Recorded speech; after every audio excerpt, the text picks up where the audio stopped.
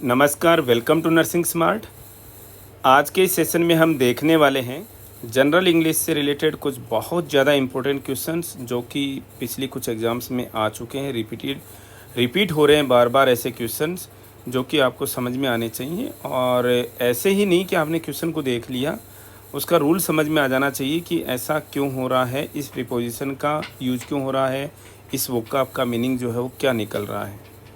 तो चलिए शुरू करते हैं। सबसे पहला क्वेश्चन है, complete the sentence with the suitable alternative. इस सेंटेंस को आपको कंप्लीट करना है और ये फिल इन द ब्लैंक्स का क्वेश्चन है एक तरीके से। और यहाँ पर क्या आएगा, जो गिवन ऑप्शंस हैं उनमें से।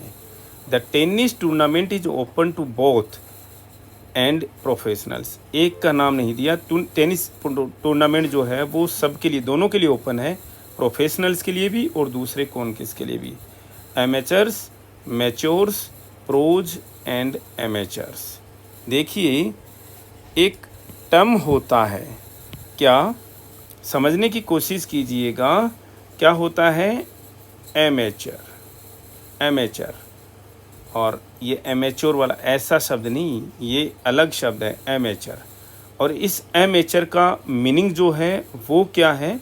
एमेचर का मतलब होता है ऐसा व्यक्ति जो कि केवल शौकिया तरीके से, शौकिया तौर पर यानी हॉबी के तौर पर ही कोई गेम खेल रहा है, ना कि पैसा बनाने के लिए खेल रहा है। पैसा बनाने के लिए नहीं खेलता हो, जो जॉब के लिए नहीं खेलता हो, वो एमेचर कहलाता है। ठीक है।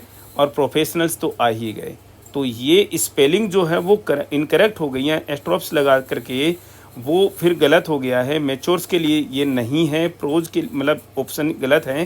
प्रोज यानी एडवांस लेवल पर है, ये भी एडवांस लेवल हो गए। ये एमेचर्स है और ये ऑप्शन जो है एकदम से करेक्ट होना चाहिए, समझ में आना चाहिए। बहुत ज़्यादा इंपॉर्टेंट है, वोकैब की दृष्टि से भी बहुत ज़्यादा इंपॉर्टेंट है। आप लोगों को समझ में आ जाना चाहिए कि एमेचर्स का मतलब जो है वो क्या होता है। ऐसा व्यक्ति जो केवल और केवल शौक के तौर पर, केवल हॉबी के तौर पर कोई गेम खेल रहा है, जॉब के लिए नहीं खेल रहा, मनी के लिए नहीं खेल रहा, एमेचर्स कहलाते हैं। आई होप समझ में आ गया होगा आपको ये क्वेश्चन। नेक्स्ट क्वेश्चन देखते हैं। अगेन वही सूटेबल अल्टरनेटिव से यहाँ पर आपको इसको फिल करना है। Our freedom is in danger. यहाँ पर जो वोकैब्स लिखी हुई हैं, राइज, अराइज, रेज, अरोज। ठीक है। देखो, राइज का मतलब क्या होता है और अराइज का मीनिंग जो है वो क्या है, दोनों में डिफरेंस समझने की ज़रूरत है। राइज का मतलब होता है कोई बढ़ना ही होता है, लेकिन अपवर्ड मूवमेंट। राइज जब भी आएगा कहीं पर वो अपवर्ड मूवमेंट के लिए आएगा। नोट करके रख लीजिएगा आज के बाद में। अराइज ऐसे सिचुएशन में जब आपका अस्तित्व खतरे में है, जब आपकी एग्जिस्टेंस जो है वो खतरे में है, तब आपको राइज होना होता है, अपनी एग्जिस्टेंस बतानी होती है। रेज का मतलब होता है जैसे किसी का पालन पोषण करके बढ़ाना भी, या कोई चीज़ का बढ़ना भी। और अरोज तो पास्ट फॉर्म में चला गया है। तो यहाँ पर क्या मैसेज देना चाह रहा है? अपवर्ड मूवमेंट के लिए तो नहीं कह रहा ये कह रहा है भी जागो, अराइज, उठो, और freedom is in danger.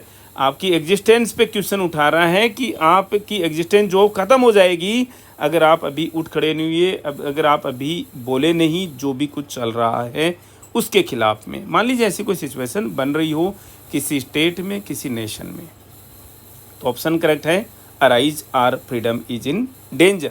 Next question देखते हैं। Complete the sentence with the suitable alternatives. वही है, the punch made the boxer with pen.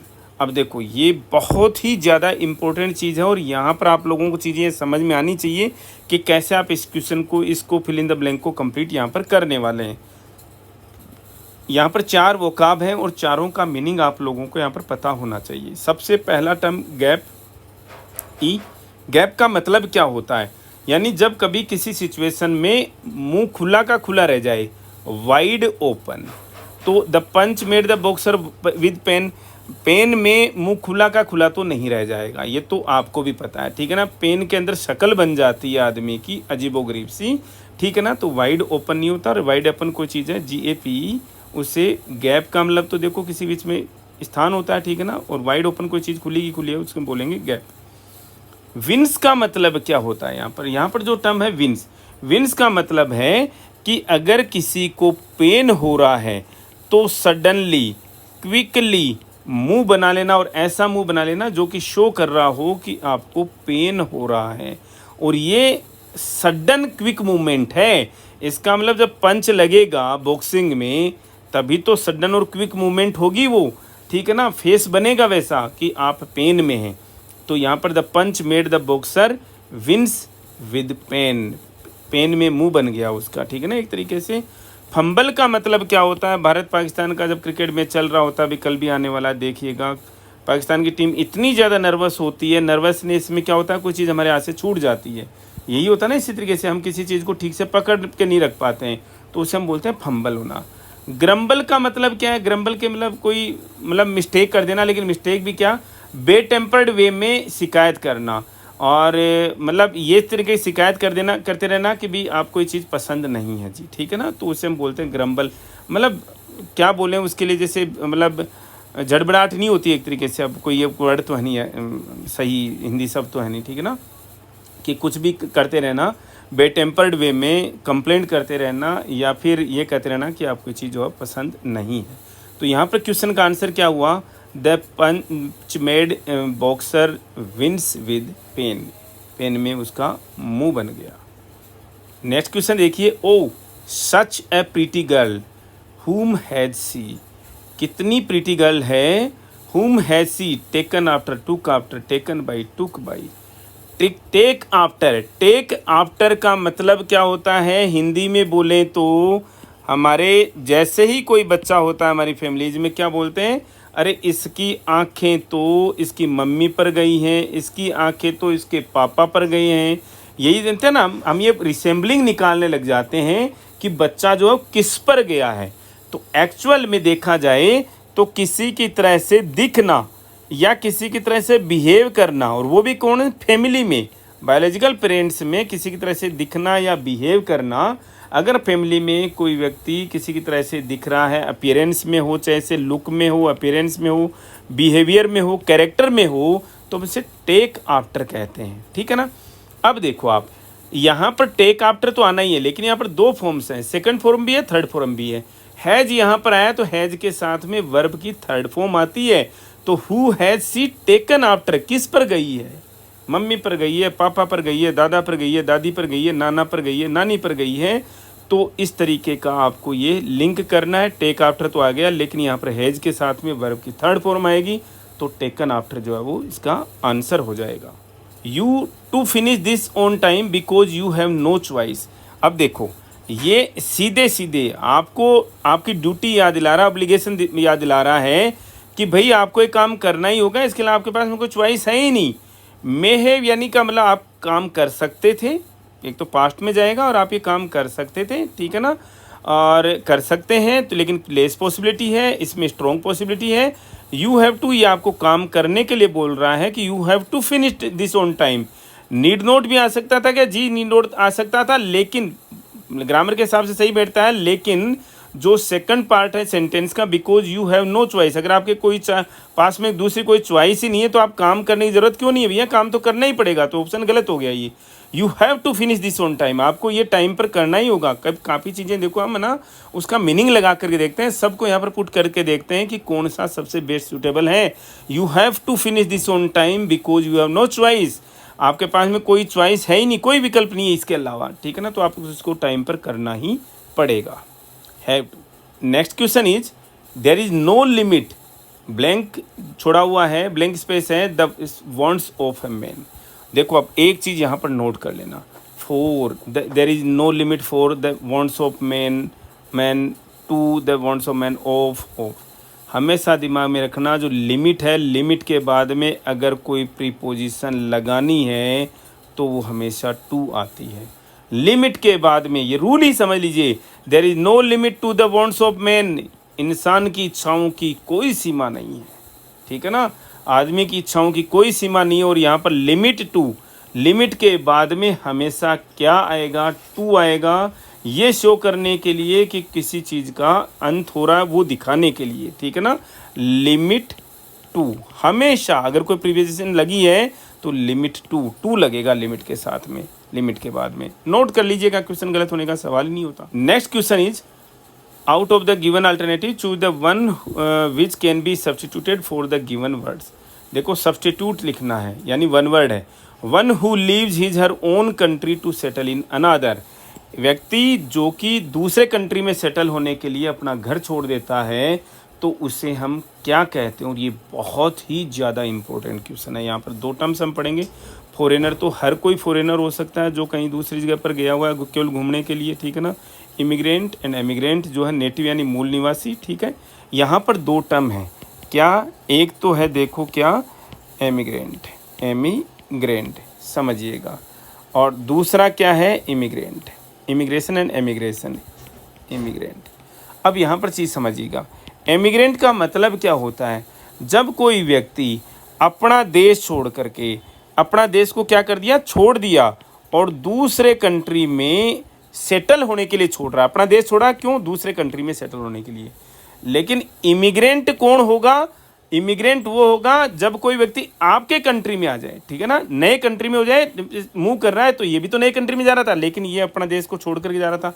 अभी भी समझ नहीं आ रही तो एक चीज़ को समझिए, एमिग्रेंट का मतलब क्या होता है, अपना देश छोड़ दिया, अपना देश छोड़ दिया, ओन कंट्री छोड़ दिया, यानी कि योर कंट्री, आपके कंट्री को छोड़ के चला गया, वो एमिग्रेंट है।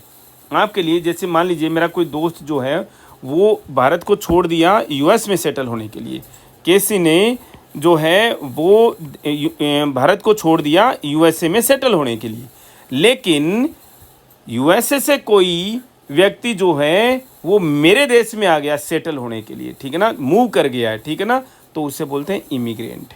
मेरे देश में आ गया कोई ना, आपके देश में आ गया, ठीक है ना, उसको बोलते हैं इमिग्रेंट, यानी वो हमारे लिए इमिग्रेंट है। मान लीजिए यूएस से कोई व्यक्ति हमारे यहाँ पर आकर के रहने ले गया, वो हमारे लिए इमिग्रेंट है।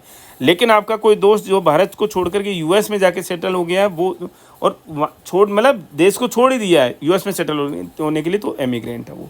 आई होप ये तो आपको बेट समझ में आ ही जाना चाहिए। और यहाँ पर क्वेश्चन भी क्या पूछ रखा था, who leaves own country to settle in another, जो खुद का देश छोड़ देता है दूसरी जगह में सेटल होने के लिए, तो ये एमिग्रेंट। नेक्स्ट क्वेश्चन देखते हैं, a process involving too much official formalities. आपको पता है सरकारी कार्यों में बहुत ज़्यादा फॉर्मेलिटीज़ होती हैं, ठीक है ना। पहले डीलिंग हैंड, जो डीलिंग असिस्टेंट जो है वो आपका लेटर पुटअप करेगा फाइल में ग्रीन शीट पर, उसके बाद में ये सेक्शन ऑफिसर के पास में आपकी फ़ाइल जाती है। सेक्शन ऑफिसर जो है वो अकाउंट्स फंक्शनरी के पास में, असिस्टेंट अकाउंट ऑफिसर के पास में भेजता है। असिस्टेंट अकाउंट ऑफिसर जो है उसको सीनियर अकाउंट ऑफिसर के पास में भेज देता है।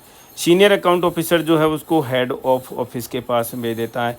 हेड ऑफ ऑफिस जो है उसको मेडिकल सुप्रिटेंडेंट के पास में भेज देता है। मेडिकल सुप्रिटेंडेंट जो है फिर उसको डायरेक्टर के पास में भेजता है फाइल के लिए, वहाँ से डायरेक्शंस मिलती हैं। फिर फाइल पे जो डायरेक्टली वो नीचे इसी क्रम में वापस आते हुए डीए को मार्क होती है, उसमें कुछ डायरेक्शंस आ गई, नई डायरेक्शन डाल करके वो पीयूसी में जो है वो नोट बनेगा, वापस इसी चैनल में जाता है। ये 4-5 बार घूमती हैं चीज़ें, तब जा कर के कोई अप्रूवल मिलती है इस काम लिए। ये बहुत ज़्यादा ऑफिशियल फॉर्मेलिटीज़ हो रही हैं और ये हमारी सरकारी कामों में है ही ऐसा, ठीक है ना।